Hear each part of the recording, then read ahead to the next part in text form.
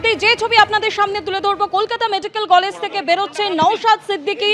এর আগে তাকে জোড়াসাঁকো থানায় নিয়ে যাওয়া হয় ধর্মতলা থেকে, এবং সেখানে তিনি অসুস্থ হয়ে পড়েন। তারপরে তাকে কলকাতা মেডিকেলে নিয়ে যাওয়া হয়। সেখানে নওশাদ সিদ্দিকীকে নিয়ে আসা হয়েছিল। তিনি বলছেন যে তিনি আহত হন, তাকে আঘাত লাগে এবং পুলিশের ইউনিফর্ম পরা ছিল না এমন একজন তাকে আঘাত করেছে। সেই ব্যক্তিকে তিনি আইডেন্টিফাই করতে পারেননি। অসুস্থ হয়ে পড়েছেন ভাঙড়ের আইএসএফ বিধায়ক, এবং এই মুহূর্তে তিনি কেন্দ্রীয় বাহিনী তার যে নিরাপত্তা, তাকে পুলিশের ড্রেসে ছিলেন না উনি, যিনি মেরেছেন। বলতে পারছি না।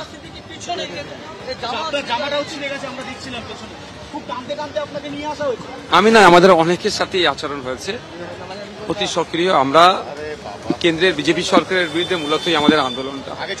রাজ্য সরকার সেক্ষেত্রে তাদের পুলিশকে সামনে দিয়ে যেভাবে আমাদের উপর আক্রমণ করলে এটা মেনে নেওয়া যায় না, বাংলার মানুষও মেনে নেয়।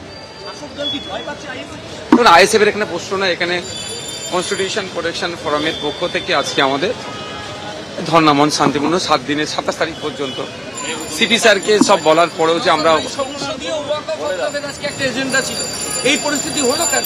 দেখুন, শুধু ওয়াকফ নয়, ফেক এসটি/এসসি সার্টিফিকেট বাতিলের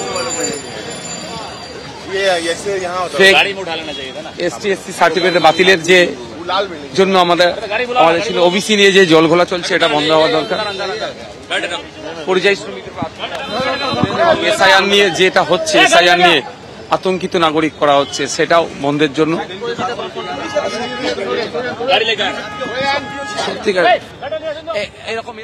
নির্বাচন কমিশনকে ফের ভোট চোর বলে কটাক্ষ করলেন রাহুল গান্ধী। তিনি বলেন যে বিহারে সবাই বলছে ভোট চুরি হয়েছে, এটাই বাস্তব, তাই প্রতিবাদও বাড়ছে।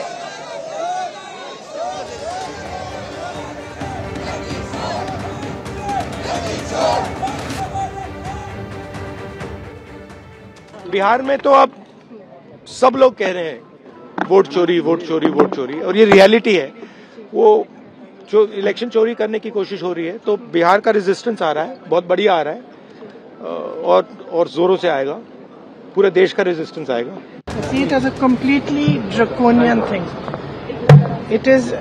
It goes against everything, and to couch it as a measure which is being taken anti-corruption is just to pull a veil across the eyes of the people, because what it basically allows a government to do is to put you don't even have to be convicted.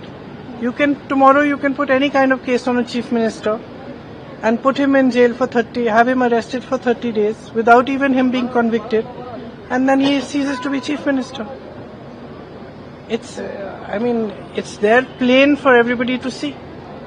So I think that it's absolutely wrong. It's anti our constitution. It's against our constitution. It's undemocratic, and it's very unfortunate. ভারতবর্ষের আজকে যে সরকার, তারা যে স্বৈরাচারী মানসিকতার দ্বারা প্রভাবিত,